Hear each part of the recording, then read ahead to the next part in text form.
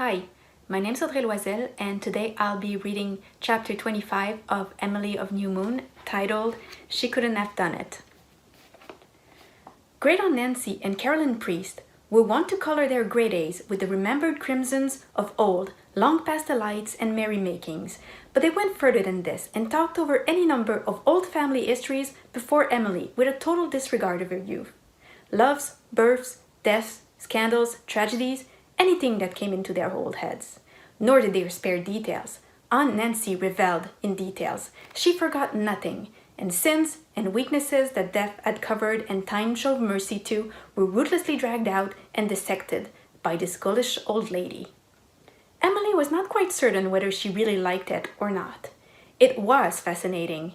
It fed some dramatic hunger in her, but it made her feel unhappy somehow, as if something very ugly were concealed in the darkness of the pit they opened before her innocent eyes.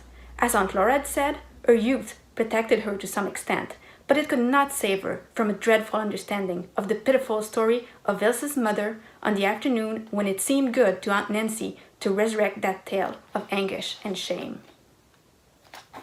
Emily was curled up on the sofa in the back parlor, reading the Scottish Chiefs, because it was a breathlessly hot July afternoon, too hot to haunt the bay shore. Emily was feeling very happy. The wind woman was ruffling over the big maple grove behind the grange, turning the leaves until every tree seemed to be covered with strange, pale, silvery blossoms. Fragrance drifted in from the garden. The world was lovely. She had had a letter from Aunt Laura saying that one of Saucy Sal's kittens had been saved for her. Emily had felt when Mike too died that she would never want another cat, but now she found she did. Everything suited her very well. She was so happy that she should have sacrificed her dearest possession to the jealous gods if she had known anything about the old pagan belief. Aunt Nancy was tired of playing solitaire. She pushed the cards away and took up her knitting. "Emily," she said, "has your Aunt Laura any notion of marrying Dr. Burnley?" Emily, recalled thus abruptly from the field of Bannockburn, looked bored. Blairwater gossip had often asked or hinted this question, and now it met her in Priest Pond. "No, I'm sure she hasn't," she said. "Why, Aunt Nancy, Dr. Burnley hates women." Aunt Nancy chuckled. "Thought perhaps he'd gotten over that. It's 11 years now since his wife ran away. Few men hold to one idea for anything like 11 years. But Alan Burnley always was stubborn in anything, love or hate. He still loves his wife, and that is why he hates her memory and all other women." "I never heard the rights of that story," said Caroline. "Who was his wife?" "Beatrice Mitchell, one of the Shrewsbury Mitchells. She was only 18 when Alan married her.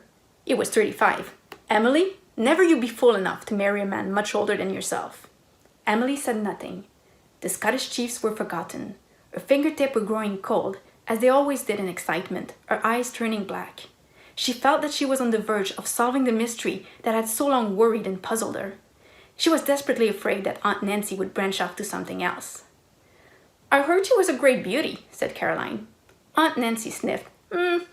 Depend on your taste and style. Oh, she was pretty. One of your golden-haired dolls. She had a little birthmark over her left eyebrow, just like a tiny red heart. I never could see anything but that mark when I looked at her. But her flatterers told her it was a beauty spot. The Ace of Hearts, they called her. Alan was mad about her. She had been a flirt before marriage. But I will say, for justice among women is a rare thing, Caroline. You, for instance, are an unjust old hag. That she didn't flirt after marrying, openly at least. She was a sly puss, always laughing and singing and dancing. No wife for Alan Burnley, if you ask me. And he could have had Laura Murray.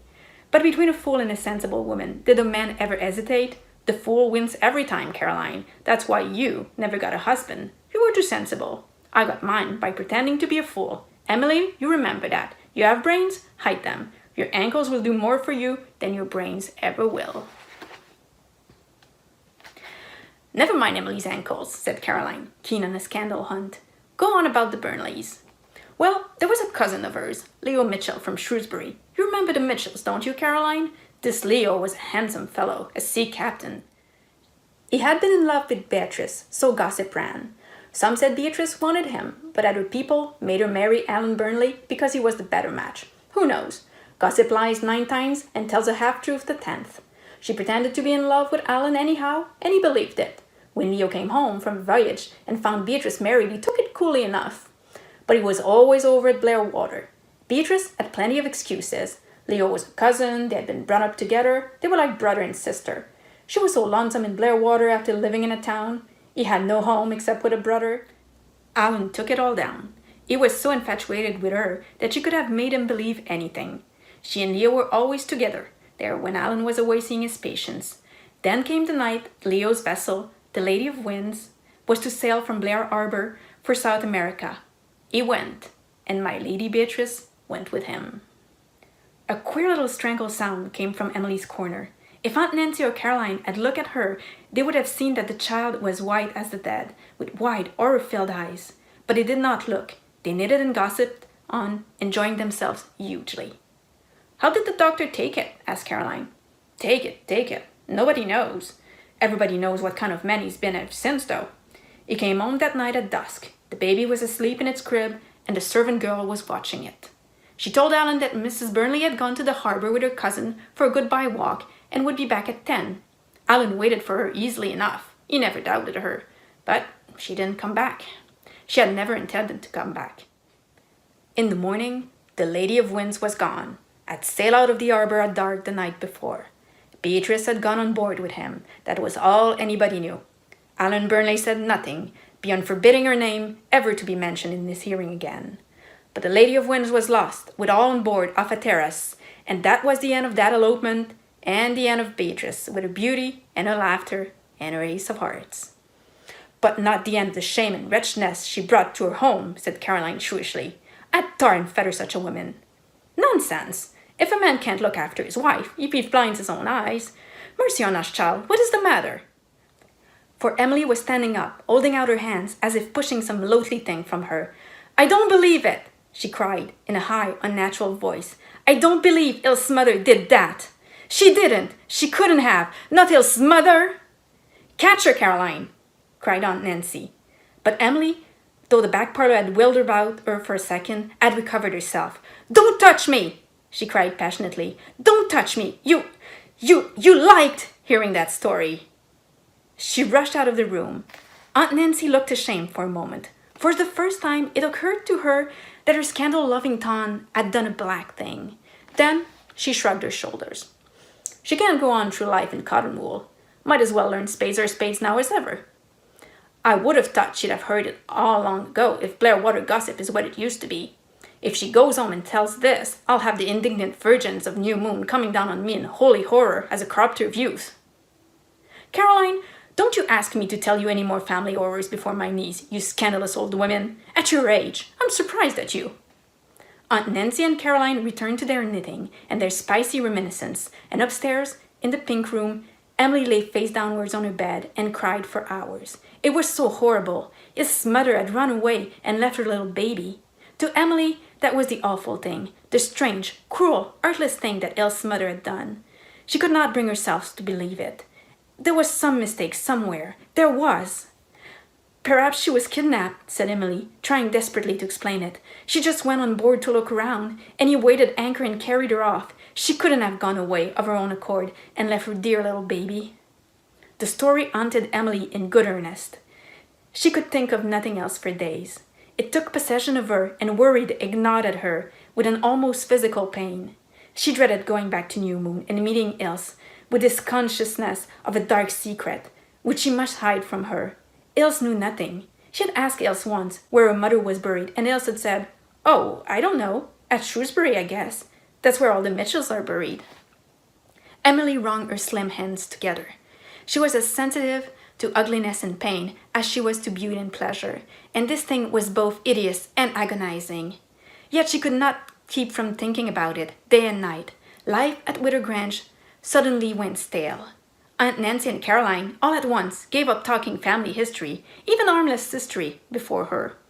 And as it was painful repression for them, they did not encourage her hanging around. Emily began to feel that they were glad when she was out of hearing, so she kept away and spent most of her days wandering on the bay shore. She could not compose any poetry. She could not write in her Jimmy book. She could not even write to her father.